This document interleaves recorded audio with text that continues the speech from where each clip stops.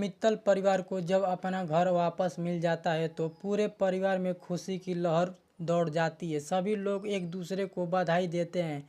राधिया को देखकर परिवार के सभी सदस्य भावुक हो जाते हैं। ओमकार जी कहते हैं, अगर आज राधिया हमारे साथ नहीं होती तो शायद हमें अपना घर और अपनी संपत्ति कभी वापस नहीं मिलती। रजनी जी भी राधिया की तारीफ करते हुए कहती है, राधिया ने सिर्फ हमारे घर की ही नहीं बचाया बल्कि पूरे परिवार की इज्जत भी बचाई है।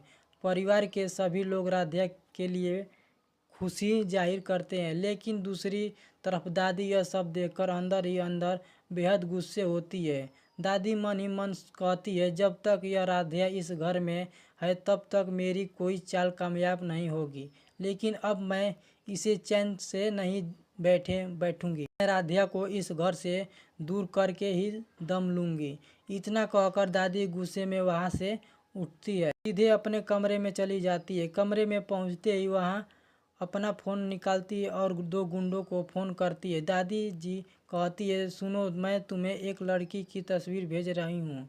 तुम्हें बस इतना करना है कि उसे मित्तल हाउस से दूर ले जाना है ताकि वह कुछ समय के लिए इस शहर से गायब हो जाए।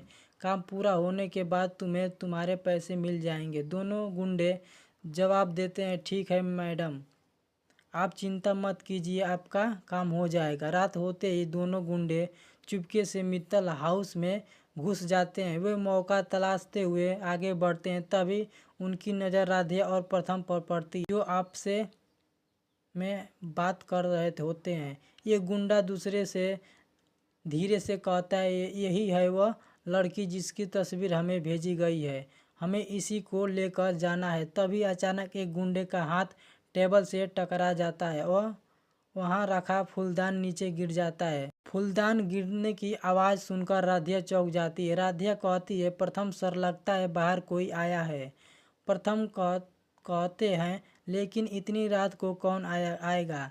राधिया कहती है, आप यहीं रुकिए, मैं बाहर जाकर देखकर आती हूँ। राधिया जैसे ही कमरे से बाहर निकलती है, दोनों गुंडे अचानक उसके पीछे पहुँच जाते हैं और उसे पकड़ने की कोशिश करते हैं। राधिया घबराकर मदद के लिए आवाज़ लगाती है, प्रथम सर बचाइए। राधिया की आवाज़ सुनते ही प्रथम तुरंत बाहर दौड़ कर आते हैं।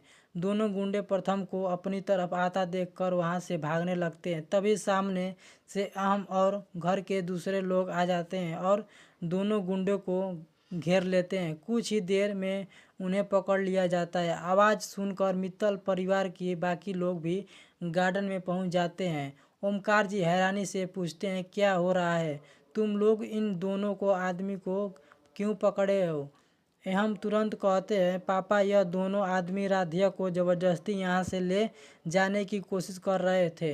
यह राधिया को किडनैप करके आए थे। यह सुनने से ही पूरे मित्तल परिवार के होश उड़ जाते हैं।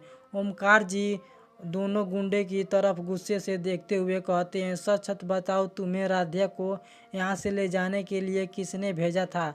पहले दोनों गुंडे ने चुप रहे, लेकिन परिवार के दबाव में आखिरकार उनमें से एक सच बता देता है कि वह कहता है, हमें राधिया जी को किडनैप करने के लिए इस घर की एक बुजुर्ग महिला ने भेजा था। उन्होंने हमें राधिया जी की तस्वीर भी भेजी थी।